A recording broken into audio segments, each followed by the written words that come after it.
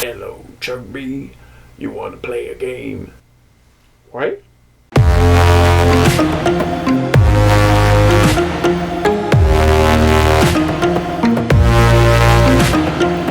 Bonjour et bienvenue à Chuck B Critique. Aujourd'hui, je vous donne mon avis sur le reboot de la franchise Décadence, intitulé Spiral from the Book of Saw.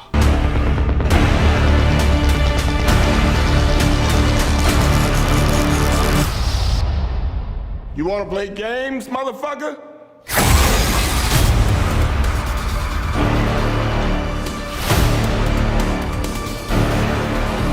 Dans ce 9e volet / reboot de cette saga, on suit maintenant un policier interprété par Chris Rock qui doit enquêter sur les meurtres sordides s'apparentant à ceux de Jigsaw. Accompagné de son père, interprété par Samuel L. Jackson, il va tenter d'élucider ce mystère mortel avant qu'il soit trop tard. Tout d'abord, je dois dire que venant des scénaristes du dernier volet, Jigsaw, et le réalisateur du 2, 3 et 4, je dirais que j'avais peur que ça soit un peu trop la même chose, encore une fois, parce que le dernier, c'était un peu ça que ça avait été. C'est une franchise que j'affectionne particulièrement, parce qu'elle a fait partie de mon adolescence. À chaque Halloween, il y avait un nouveau qui sortait. C'était symbolique de l'octobre. C'était un nouveau Décadence, du torture porn, des pièges bizarres pour blesser les gens de façon les plus sordides possible. Et ils ont toutes des différences de qualité, disons. Le premier étant vraiment le meilleur parce que c'est le plus surprenant avec son concept. Mais le 2 et le 3, quand même très plaisant à écouter. C'est vraiment à partir du 4 que ça se gâte, ou comme la chronologie là. Pouf, non. Mais à chaque fois qu'il en sortait un nouveau, j'étais quand même content, puis j'allais le voir pareil. Et donc, pour revenir au film, ben j'étais content qu'il y en ait un nouveau qui sorte, et encore plus qu'on semble vraiment s'éloigner de Jigsaw, puis qu'on va dans plutôt un imitateur. Et même, surtout, je dirais, on concentre pas vraiment notre attention sur qui commet les crimes, mais plutôt qui enquête sur les crimes. Et donc, c'est plus plaisant à suivre qu'une victime dans une succession de pièges. C'est sûr que c'est pas Seven, mais c'est quand même bien fait. On suit l'histoire de manière somme toute cohérente, et ça l'amène quelques petits revirements que j'avais quand même eu l'impression de prédire, mais qui sont tout de même très appréciés. On retrouve encore un peu la même photographie, c'est très jaune, vert malade, ça fit, c'est pas très beau, mais ça fit dans l'univers. Par contre, à certains moments, j'ai ressenti le modeste budget qu'il y avait sur le film, ou du moins sur pas les stars principales, Chris Rock puis Samuel L. Jackson, mais apparemment c'est des fans de la franchise, donc je pense pas qu'ils ont pris un gros cachet, je pense qu'ils voulaient juste être dans l'aventure. Mais à tout le moins,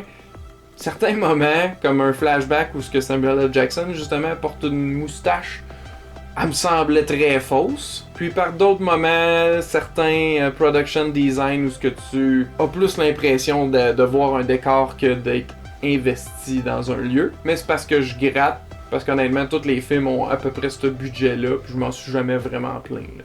Mais côté budget, ils ont quand même gardé un bon montant pour les scènes de pièges, torture et meurtres, etc. À mon souvenir, il y en a 4 au total dans le film, que j'ai apprécié à différents niveaux, mais auxquels je dois quand même lever mon chapeau pour la créativité et l'originalité qu'ils ont apporté, parce que là, rendu là, on en a vu beaucoup des pièges à ce point-là. Je dirais même qu'il y en a un qui s'est démarqué et qui pourrait se ramasser dans le palmarès des meilleurs pièges de la série, mettons. Et durant les scènes de torture, justement, ils ont un petit peu slacké sur le style épileptique début 2000 qu'il avait maintenu tout le long, là, mais vraiment moins style vidéoclip étourdissant. Certains moments d'écran vert que c'est évident.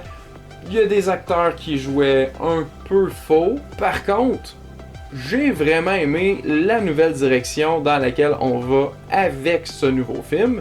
Et j'espère qu'ils vont continuer d'en faire d'autres dans cette lignée-là. Ça fait trop longtemps qu'on n'a pas eu des décadences à chaque année. Puis c'est ça. Moi, je suis content d'avoir ça. C'est comme les Vendredi 13 dans le temps, les Freddy. C'est correct d'avoir plein de films d'une franchise, là, tu sais, surtout dans l'horreur. Pour être 100% honnête, c'est pas nécessairement de plus haute qualité cinématographique que les autres films, mais ça l'apporte une nouvelle direction, un nouveau point de vue, un angle différent. Sans rien vous divulguer, je peux confirmer que Jigsaw n'est que mentionné dans le film et son importance est absolument minime. Donc peut-être que ça va en choquer certains, mais moi c'est un vent de fraîcheur que j'ai bien apprécié. C'est pour moi ce que ça prenait pour raviver un petit peu mon intérêt envers toute cette saga-là. Ça me donne pas envie de réécouter les autres, mais ça me donne envie d'en avoir d'autres qui s'en viennent. C'est donc gage d'une certaine qualité, même si c'est ce que c'est. Film d'enquête / torture porn rebooté. T'sais, donc si vous aimez les films d'enquête, ou vous êtes nostalgique pour les films d'horreur de torture, ben ce film-là, il est pour vous. Et justement, l'avez-vous déjà vu? Peut-être pas, parce que pour l'instant, il est juste sorti en anglais, donc dans quelques cinémas, puis il sort en français apparemment le 4 juin.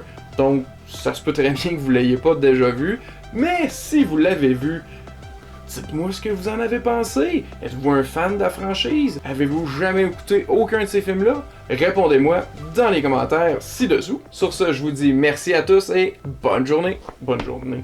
À la prochaine!